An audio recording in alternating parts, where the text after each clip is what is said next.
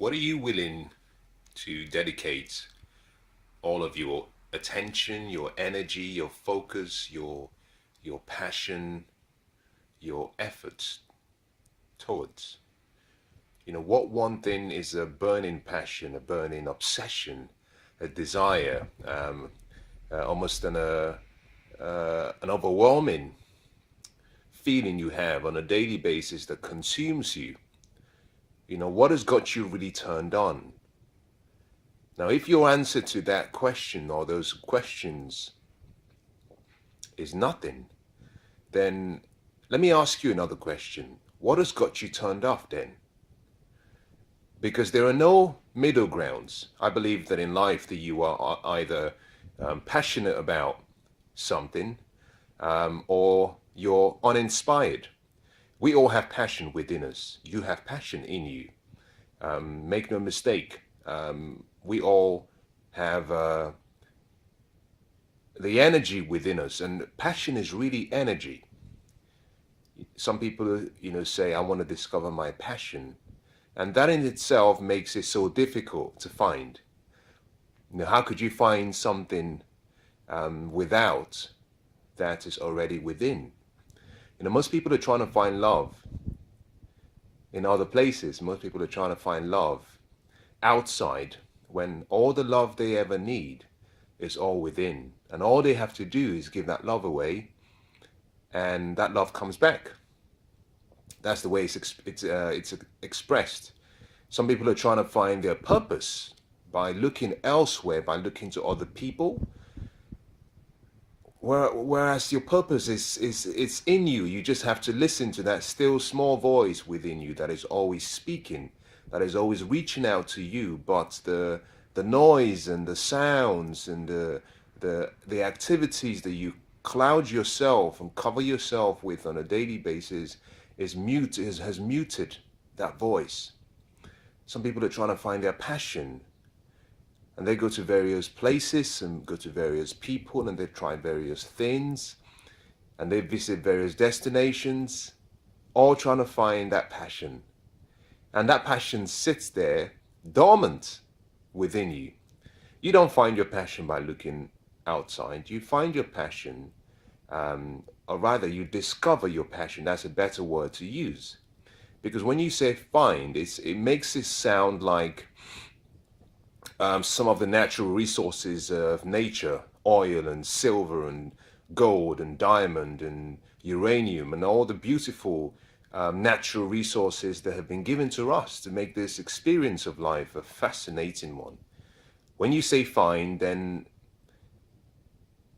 it somehow means that life has done a fast one on you, that life is somehow cruel, and that life expects you to go through such a vast earth, searching through 7 billion people, searching through 7 billion minds, and great minds, I should say, looking around every single environment, listening to every single sound, looking at every single picture, all to find the passion in you. I think that is cruel.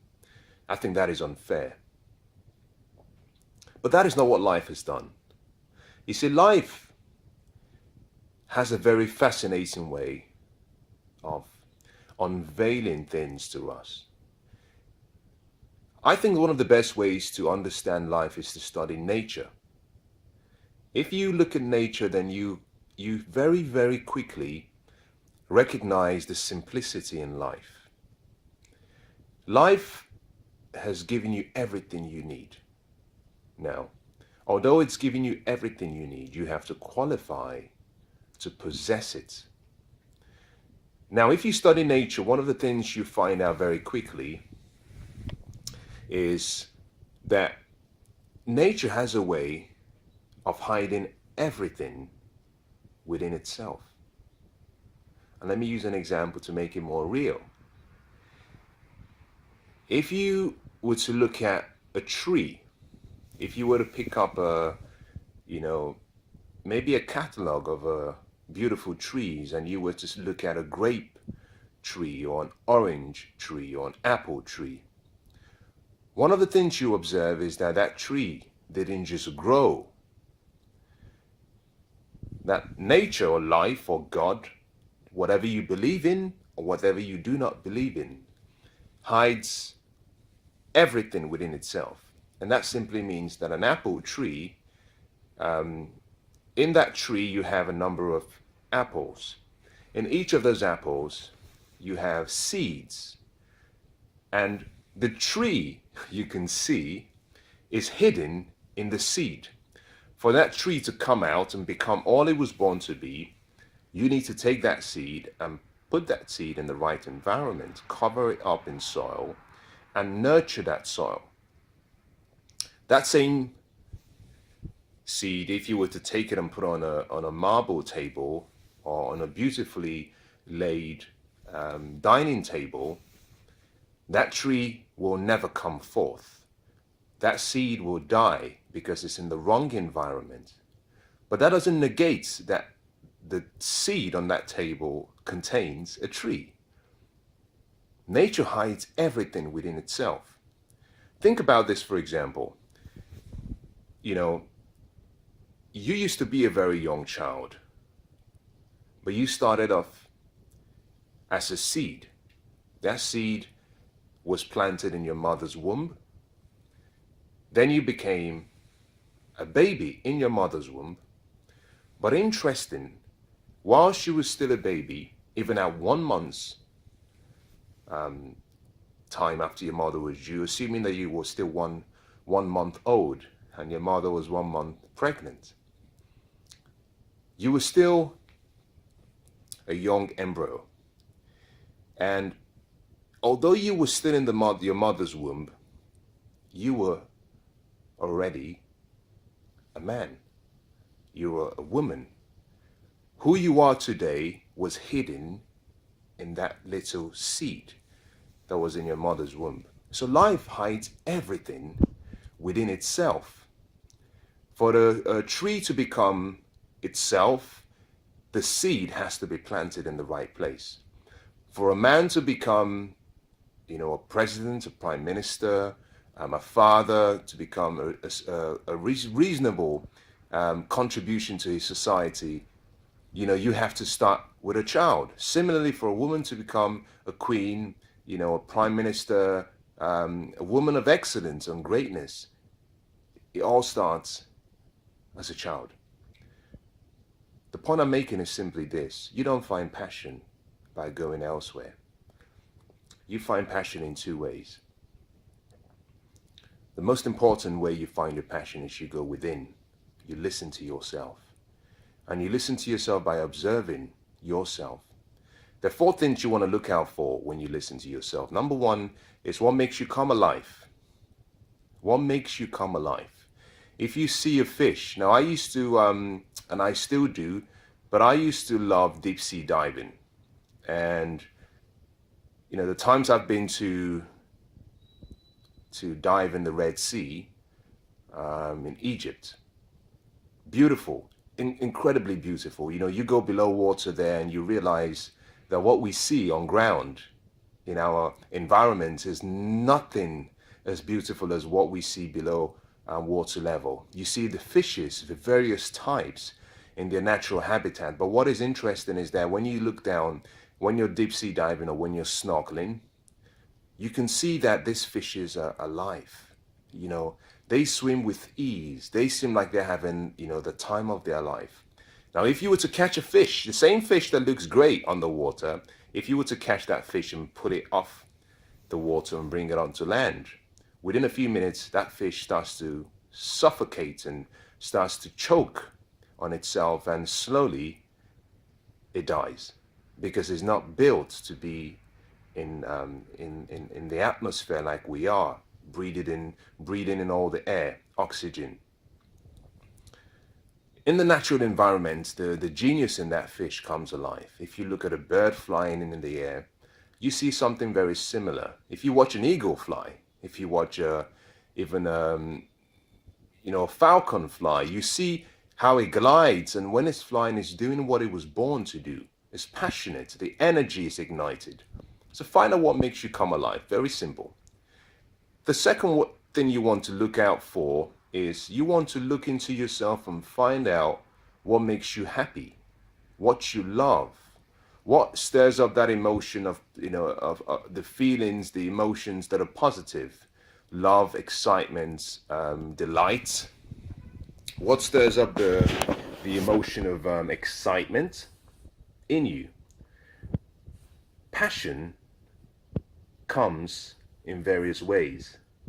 In some cases, the feeling will be a feeling of something that is positive and something that almost activates a level of inspiration that allows you to perform at a level way above how you would perform in any other area of life.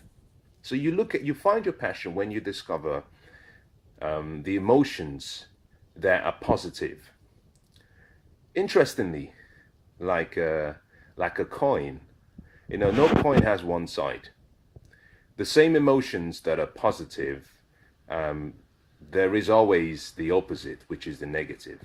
And passion is also found by discovering what makes you unhappy. It's also by recognizing what makes you feel sad and upset and distraught, and what makes you angry. Now, that in itself is not something you should be worried about. That anger, that unrest and disappointment is linked to something that you were born to solve, something that you are a solution to, something that you are there to resolve that problem, something that you've been born to add value to. So I'll give you a good example. Mother Teresa, bless her soul, was a really remarkable woman, incredible woman. Most people remember her for her passion. And most people think about her passion being the love of people or the love for people. But I want to submit to you something different, and I hope that it's okay. I believe that Mother Teresa's passion was not hidden in what she loved. Yes, she had a love for people. Yes, she had a passion and an excitement and a burning need to help poor people. But her true passion was as a result of the pain that she felt when she saw people suffer. Her passion was more connected to the negative emotion than it was to the positive emotion. Sometimes what you love will also demonstrate and show you what you don't like or what you want to change. And likewise, what you hate or something that you want to correct in the world will show you something that you love. And so your passion is often found by just simply studying yourself and figuring out what ignites that anger within you. Now, understand something, that the anger, the upset, the unhappiness, the sadness is not the type that we see around the world, where we refuse to accept that we're all different and that we have different beliefs, and there is a way of living that can still be accepted by everyone. I'm not talking about the radical anger and the hatred and the sensational type of emotions we see. I'm talking about a negative emotion that is founded on a positive emotion. So I'm talking about an anger, a disappointment that is founded on a need to love. Because your passion is telling you this is something you should correct in the world. This is something you should change. Your passion is something telling you that, you can make a difference. Now think about this. How was it that two young boys rather, at the age of 19 and 21 got together and decided that they were going to change the world? They decided that they had a passion, and that passion was to put computers in every single home around the world. They decided they were going to write computer programs. They bought a program from someone, modified it, called it MS-DOS. One of them became the wealthiest man in the world. And wealthiest, I mean financial wealth, because wealth is very broad. But it was the passion they had. Their passion wasn't about making money. Their passion was that they had discovered computers and they had seen the improvement that computers could bring to the lives of people, but they recognized that very few people could afford computers. That computers were reserved for the big institutions and the elite people, and they felt this was wrong. They felt that there was something they could do to change the world. Through their passion, they changed the world. Now I'm talking about Bill Gates and Paul Allen, and you might know them from Microsoft. That was passion founded on a need to make a difference. That wasn't passion as a result of just being angry. Anger is not necessarily something wrong. Anger is an emotion you have that needs to be directed towards something positive. Let me say that again. There's nothing wrong in being angry. It's what you do as a result of being angry that is the problem. Anger is an emotion. That emotion needs to be directed. It needs to be strategically coordinated in such a way that it creates positive value. If anger is not directed, if it's not targeted towards something that can add value, then it becomes destructive. So when someone says, I'm angry, that's okay. Some of the changes and the best changes in the world have been created by people who are upset, not by people who are happy. I'm going to be redundant again. I'm going to say that again. I think I like that. Most of the changes that have happened in the world, most of the changes that we can see, think about this. Martin Luther King changed the world. His was founded on a dream. That dream was founded on an anger. The anger, the upset, the unhappiness from seeing inequality. That was anger. He directed that anger towards something positive. Abraham Lincoln was angry. He said, well, people are meant to live together. And as a result of that anger he had in him, he found a way to bring about freedom, and he tried to abolish slavery. That was anger. Who else? Mahatma Gandhi. That was anger. Mother Teresa. That was anger. Nelson Mandela. That was anger.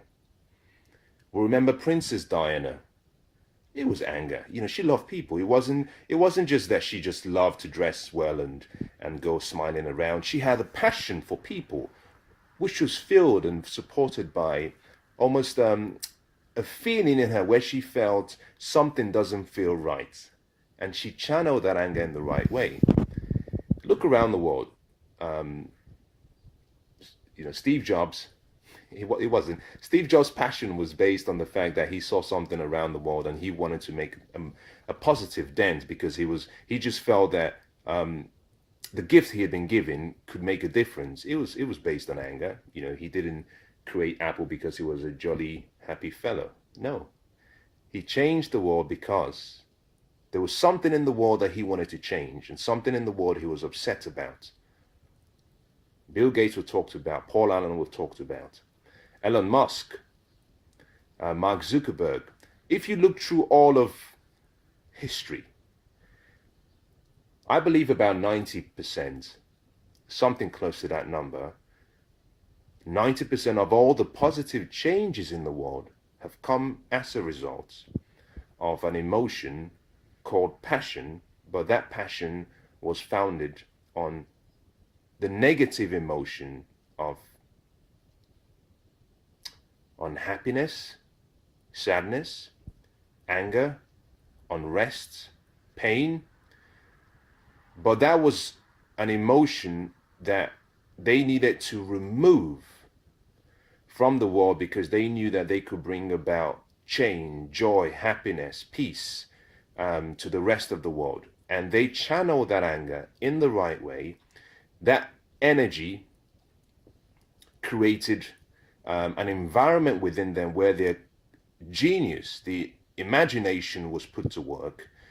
The creativity was allowed to be to do what it did best, which is to create. And as a result of using their mind and putting in action, they produced products.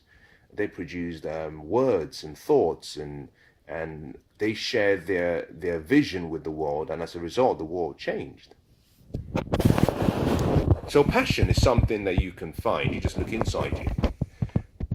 I've talked about two ways. Now, the third way to discover your passion is simply just, remember. That's the word. Remember. Time travel back to when you were a child. And just remember when you were a child and remember what excited you, because as a young child, it comes to you automatically. You seem to find out what makes you come alive. You know what you have a passion for. And unfortunately, as we grow up, not always our parents, but not always, we're influenced by a number of things in life. The environment you were born in, the relationships around you, the events that occur in your life, your dreams and your goals, and your self-belief. I say self-belief, but in principle, I'm really talking about your self-image, your self-portrait, the self-identity you have. That affects you.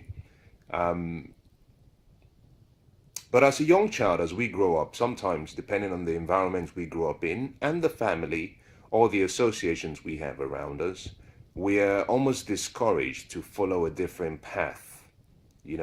A father or a mother might say to a child, "No, I think you should become a doctor because you earn a lot of money," which is a bit sad. My favorite book says, train up a child the way that he or she should go.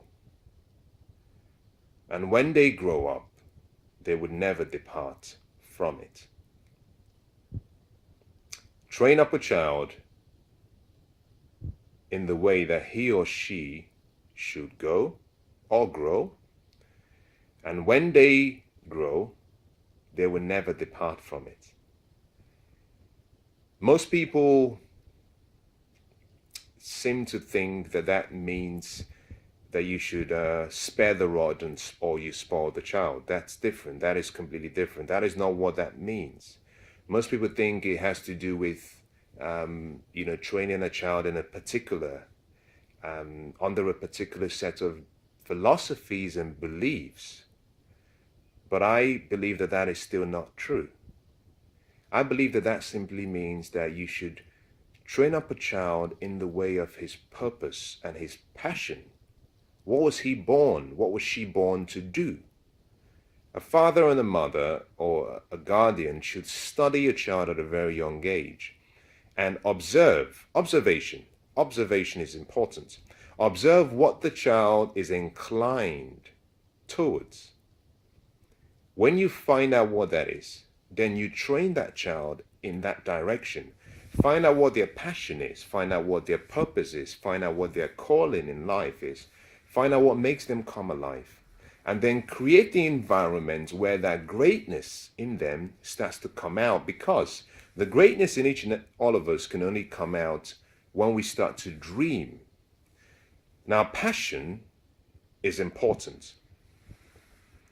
A burning desire is important. A burning desire combined with passion starts to ignite that greatness within you. But the true greatness in you doesn't really start to come out until you start to dream. Now, you can only dream properly, and you can only dream towards your future if you're allowed, and if you're given the right support to dream of whatever you might think is right for you. A lot of us have dreams. Many of us have dreams, but unfortunately our dreams are not dreams that we would have wanted. They are dreams that we've inherited as a result of pressure from society. Dreams that we've inherited from our responsibilities. Okay, I'm a father. I have to provide for my child. I have to provide for the family. And therefore, my dream now is about making 10 times more money than I would have, or than I'm making now. That is a dream. That is a dream. That's okay. I'm not suggesting that is wrong. But very few of us are dreaming or are dreamers based on our purpose. So train a child up in the way that the child should grow, or should go. And that simply means discover a child's purpose, find out your purpose, and then dream towards that purpose. A parent should, a guardian should train up a child in the inclination, in the direction, under the leadership, under the stewardship of a particular area that the child has identified as an area that they have a passion for. So for so many people, they go through life and they let go of their true passion and their true purpose at the young age, because a parent says, well, if you become a football player, then you can't get a job. And maybe the child's purpose and his passion is in playing football. And a lot of people will recognize this, and a lot of people will understand this, especially those who are from a developing country. Now, I started off talking about passion, but I seem to have moved around, and that's okay. Sometimes it's okay to just go with the flow, and I'm just going with the way I'm being led by my inner self. If you were raised or born in a third world country, then you're familiar with this this culture, what I'm about to share with you. In a lot of third world countries, if you go back a number of years ago, even it's still prevalent right now, but if you go back 30, 40, 20 years ago, football players, or those who played sports, were almost ridiculed. If you saw a child that said, I want to play sports, I want to be a football player, you were almost ostracized. You were ridiculed, you were discouraged, you were almost, in some cases, some families, you were penalized, there were consequences for playing football. Because at that time, it was viewed as something that is done as a hobby, that it could never become a career. It could never become something to be proud of. I think most parents, especially, I speak particularly in this regard, dealing with Africa. So this might be different for some areas. For some countries where there'd always been that passion for football, maybe that's different. But in various parts of the countries in Africa, football was seen as almost a dirty hobby to have. It's something you kick the ball around for fun, and you were never allowed to kick the ball for too long. And if you did, then you were wasting your life. And a lot of parents encourage their children to study other subjects. And in some cases, some parents went as far as saying, well, if you keep playing football, then I'm going to have to disown you. Or if you keep playing football, then I'm going to take away some of the benefits that I would have given you, like your sustenance and your transportation fares and various small things. They used the power they had to restrict the child from doing what they loved. And I'm not suggesting that, their actions were justified or unjustified. I will say this, however, that ignorance is not bliss. Ignorance is the greatest challenge we face as human beings. That I believe the lack of knowledge and the lack of wisdom is the reason why many people are the way they are, and the reason why most countries are the way they are right now. My favorite book says that wisdom is the principal thing, and that with all you're getting, get understanding. It goes on to say that, wisdom is more important than silver and gold. And no matter what it costs you, get it. For so many years, Africa has lived in ignorance.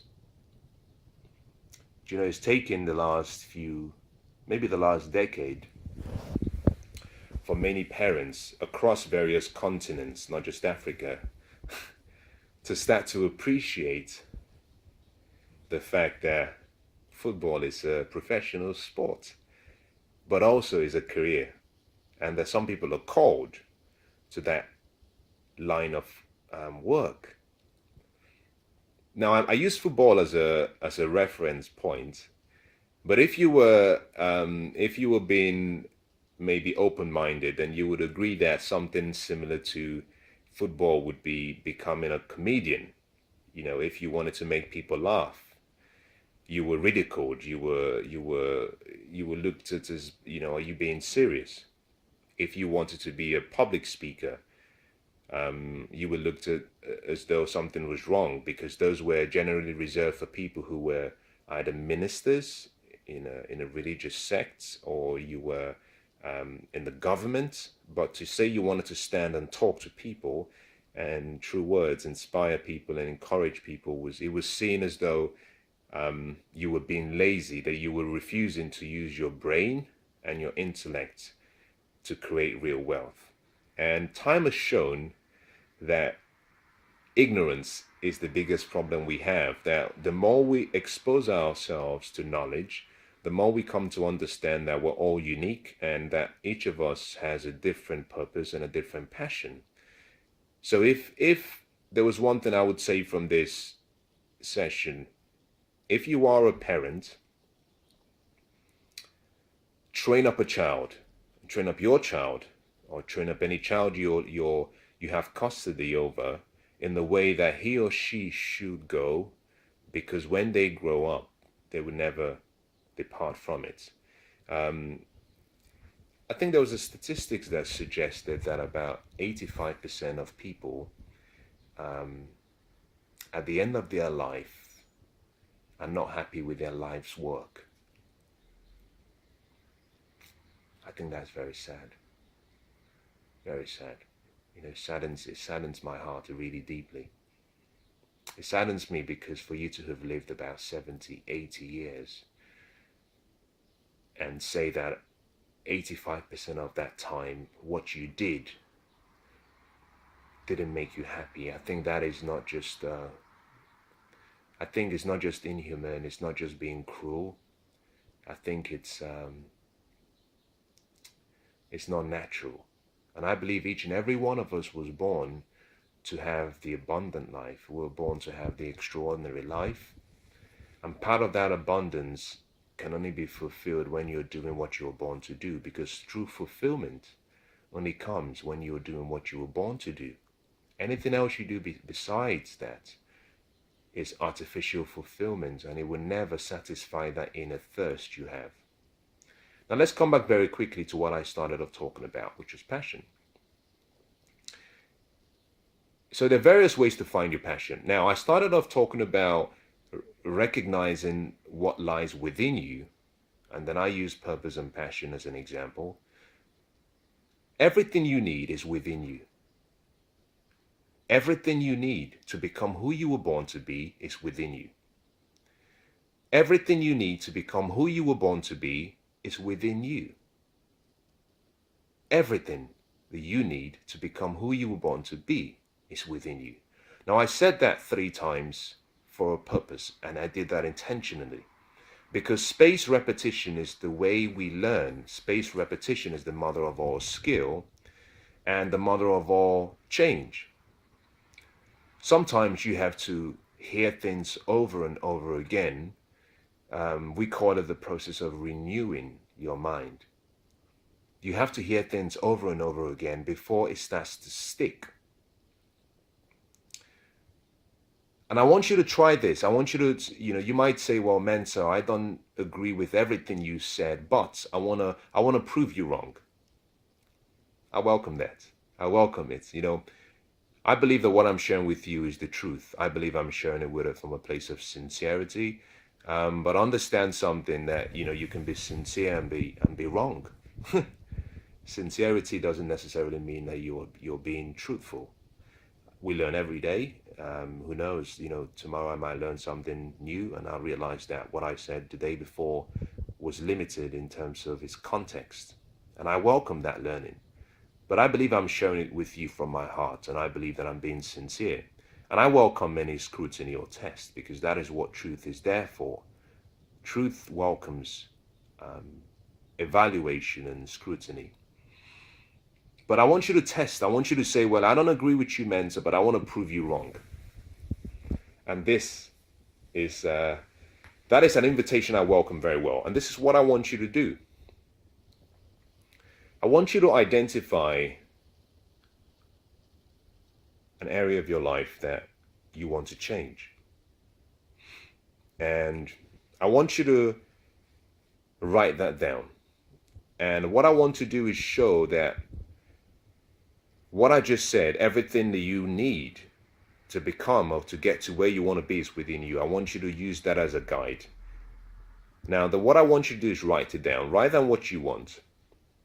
Then I want you to do 4 things. 4 things. The first, I want you to write down, you've written down what you want, which is the destination you're trying to get to. This is the results.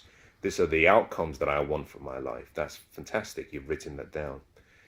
The next thing I want you to do is I want you to identify where you find yourself right now.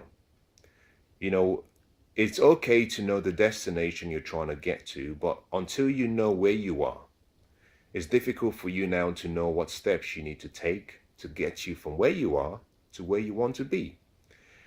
Now, once you have your destination and your present location identified, the third question I want you to ask yourself is this: what sacrifices do I have to make to get from my destination right now to the ultimate destination I want? What sacrifices do I have to make? Next to that, I want you to write down what obstacles you might have to overcome. And just take your time, just write everything down, you know, what obstacles. As part of those obstacles, let's make it more simple. To identify obstacles, you know, let's quantify it in 3 categories. Let's say time. There's a time factor. So it could be that, okay, I want to become, let's put it this way, make it more real. Let's say you are a professional athlete and you run the 100-meter sprint races, and your best time is 12 minutes and 47 seconds, and you want to be able to do your personal best. You want to beat that, and you want to do it in probably 12 minutes. All right, you've identified where you are, you've identified the destination. Now, what sacrifices do you have to make? Now, that could simply be, well, I have to train harder. Now, let's quantify, let's make it more real. Okay, well, I have to wake up every day, maybe half an hour earlier, and I have to do more drills. I have to focus more. I have to meditate more. I have to visualize myself as achieving it. I need to use auto-suggestion. I need to maybe work with a coach. I need to review my progress. I need to focus on improving by maybe 1% every day. These are all steps you can take. That's fantastic. Write it all down. What obstacles are in front of you that are stopping you from achieving it? Now, you might say, for example, well, time. Well, I don't have enough time. You know, I have a child. I have a family. And for me to do that, something has to give. Okay, time is one. What else? Is it a skill you don't have? What skill don't you have? Is there a new technique you need to learn? Is there a gym you need to be training in? Is there a coach you need to be training with that can impart that skill to you? Write it down. Okay, you've identified a skill you lack. What next? Is it a self-image issue? Is it a self-belief issue? Is it internal? Write it down. Now, part of the reason I've asked you to do all of this is simply that when you've identified everything, one of the things that comes to your attention, one of the things that it's like someone slapping you with a big wet fish. Now think about that image. It's like a smack onto your face. It's like, eureka, oh shit, I can't believe it. One of the things you realize very quickly is this, that it's not about what you don't have. A lot of people think I don't have all of these resources. It's more in your mind. You're thinking what you need. It's not what you don't have. It's not even what you need. All of the things that you might identify as things that can help you achieve that, when you write all of this down, you come to the realization that it's not resources. It's not the things you need. It's simply something in you. It's a lack of purpose. It's a lack of passion. It's a lack of burning desire. It's almost a failure on your part to say, I'm going to burn all my boats. I'm going to cut all forms of retreat. I'm going to decide that I would either have this or I die. I'm going to decide that, I want this more than I want to breathe. I want this more than I want to eat. I want this more than I want to smile, go to the club, hang out with my friends. When you decide to make something almost a magnificent obsession, when you persist, life has to give you what you want. It's a law. Most people say, well, I'm gonna ask, I've been asking for it. When something is your purpose, when something is your passion, when something is a burning desire in you, when you believe something is for you, nothing stops you. If you've heard me talk about persistence a number of times, you've obviously heard me talk about Mensah Oteh, a man who started taking the California bar exam from I believe it was the 1960s or 70s. I can't remember the exact time. But for 25 years, twice every year, he studied, he filled the application form, he submitted the application form, he sat the exam, and he failed. 25 years. He did it so regularly that if you lived around the California, San Francisco area within that time, you knew Mensah Oteh if you had law as an area of interest, because everyone who had taken the exam within that 25-year period had been in the same examination hall as Mensah Oteh. He failed so much that his sons grew up, took the same exams, passed. He started working for his sons as a clerk while still trying to take the exam. On his 48th attempt, he passed. Most people say, well, I don't understand that level of stupidity. It wasn't stupidity. He wasn't being silly. In his heart, in his gut, he was hungry. In his gut, he knew that this was what he was born to do. And although life had other ways of giving him what he wanted, he had promised himself that he would never give up. And get this so you understand, life doesn't restrict or hide things from you. Life will protect you if you're not ready for your future. But every time you fail, it's life's way of saying to you that there's something you missed that you didn't learn. Go back. And you never fail in life. You just keep taking the same exams again. Life is saying go back because there's something you failed to learn. Go back. There's something you failed to learn. Now he persisted, and this is the point I'm making. Persistence. When you look through your list again, you realize that it has nothing to do with resources. It has everything to do with you. What does it have to do with you? Passion, purpose, determination, persistence, focus. They're all inside you. It has nothing to do with outside you. Inspiration, motivation, it's all you. It comes from within.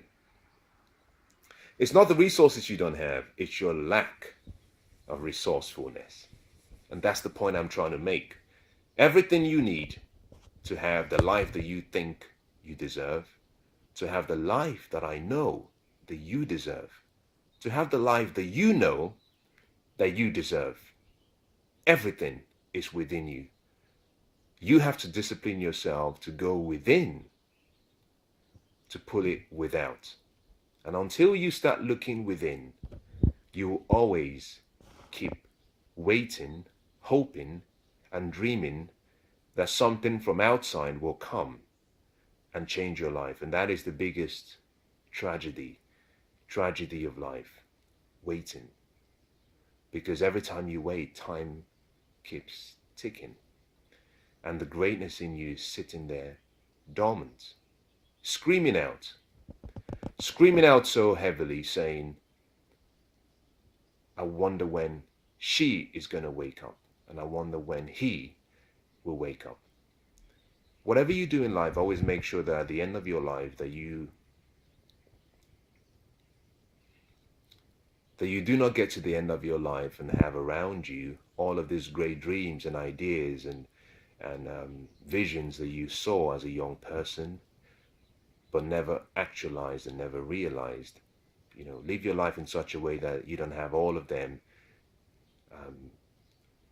there with you as you end your journey, that you don't have them going with you with a sad face, because they know that they could have been left here on earth to make the lives of the generations to come much more exciting.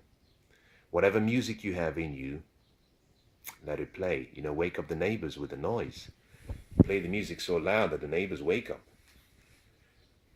Whatever words you have inside you, well, let your mouth open and let the words come forth. Let those words change lives. Whatever talent you have, whatever skill you have, put it to use. Whatever gift you have, sow it as a seed in other people's lives. We've all been given gifts. Our gifts have to be combined with the passion that we have inside us to make a change in the world. I believe that all of us are here for a reason. I believe that reason is in two parts. The first part of our reason for being here is to really get to see what life is, from it, taking that step away from eternity and coming into time to live a short life, to experience what it feels like to be a human and to have life and celebrate and have fun and share and love and give. I believe that we've all been given that, and I believe that is the primary reason for life. But I believe that as part of that journey that we also have been given gifts. And that gift we have is simply not for our use alone. I believe that that gift is something that we are expected to come and deposit here on earth and affect people with our life and, live a legacy for people, but also in people, and create a world where the greatness in everyone is readily seen across the various cultures and the various generations and the ones to come. So I believe that you have a responsibility. I don't think it's just a responsibility. I think it's a duty and an obligation to become the best that you were born to be, because then you get to have the abundant life that you were gifted with. And as a result of that, living that amazing life, you make a difference, that you let your gifts be planted on earth and they grow up like trees and provide shade for people to come, and they provide fruits for people to come. And I hope that as you go away that you find what makes you come alive, and you find that passion within you, and that you go and you make a dent in the universe.